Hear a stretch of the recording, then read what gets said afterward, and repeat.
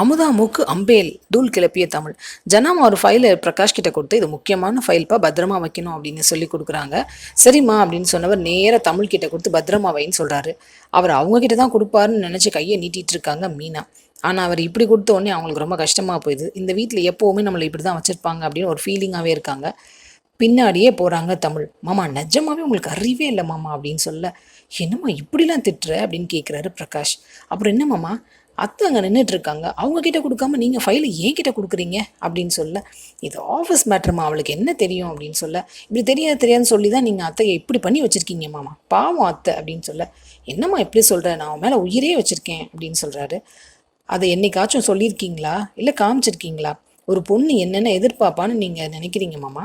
பெருசாக எதுவும் எதிர்பார்க்க மாட்டா. அவங்க ஹஸ்பண்ட் மதிக்கணும்னு நினைப்பா, அவங்க கூட வெளியில் போகணுன்னு நினைப்பா. நீங்கள் அத்தையை வெளியில் கூப்பிட்டு போய் எத்தனை வருஷம் ஆச்சு? அவங்க கூட தனியாக எங்கேயாச்சும் வெளியில் டைம் ஸ்பெண்ட் பண்ணியிருக்கீங்களா? இன்றைக்கி போங்க கூப்பிட்டு வாங்க அப்படின்னு பயங்கரமான அட்வைஸ்லாம் பண்ணுறாங்க.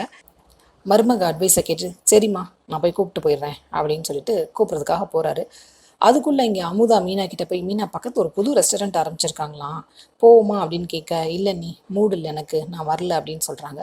இந்த வீட்டில் ஒன்று யார் அக்கறையாக கேட்க போகிறாங்க, நான் கேட்டால் தான் உண்டு அப்படின்னு மீனா ஒன்று ஏற்றி விட்டுட்ருக்காங்க. கரெக்டாக பிரகாஷ் வராரு. மீனா கிளம்பு அப்படிங்கிறாரு. எங்கே அப்படின்னு மீனா கேட்க, நம்ம 2 பேரும் வெளியில் போய் எவ்வளோ நாள் ஆச்சு, ரெஸ்டாரண்ட் போய் சாப்பிட்ருவோம் வா அப்படின்னு கூப்பிட, உங்களுக்கு ரொம்ப சந்தோஷமாயிடுச்சு, இதோ கிளம்பி வரேன் அப்படின்னு சொல்லிட்டு ஓடி போகிறாங்க கிளம்புறதுக்கு. முதாவுக்கு ஒரு டவுட் வந்துச்சு, ஒருவேளை அண்ணன் நம்ம பேசுகிறத கேட்டுட்டாரோ அப்படின்னு. 2 பேரும் ஹாப்பியாக வெளில போகிறாங்க, ஜாலியாக ஃபோட்டோஸ்லாம் எடுக்கிறாங்க, சாப்பிட்றாங்க, நல்லா என்ஜாய் பண்ணுறாங்க அந்த டைமை. வீட்டுக்கு அவங்க அன்னைக்கு இந்த ஃபோட்டோலாம் காமிக்கணும்னு ஆசைப்பட்டு மீனா காட்டுறாங்க. இதெல்லாம் ஒன்று காட்ட வேணாம் அப்படின்னு திமிரா பேசுகிறாங்க. நீயே இவ்வளோ நேரம் கழிச்சு ஊரை சுற்றிட்டு வந்தேன்னா ஏன் பொண்ணையும் ஓன் பொண்ணையும் நம்மளால் கண்டிக்க முடியுமா?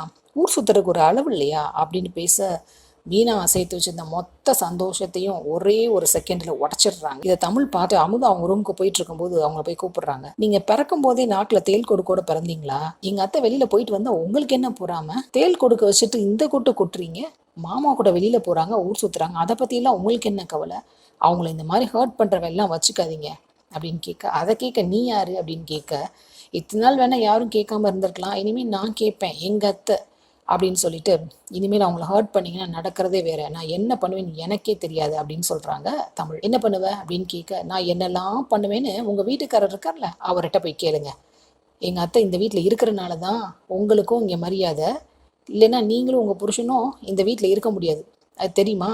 இனிமேல் எங்கள் அத்தை கிட்ட வச்சுக்காதீங்க அப்படின்னு சொல்லிட்டு போயிடுறாங்க. தமிழ் இப்படி ரொம்ப கோவமாக அமுதா கிட்ட பேசிட்டு இருக்கிறத முத்தம்மாவும் ஜனாமாவும் சந்தோஷமாக பார்த்துட்டு இருக்காங்க.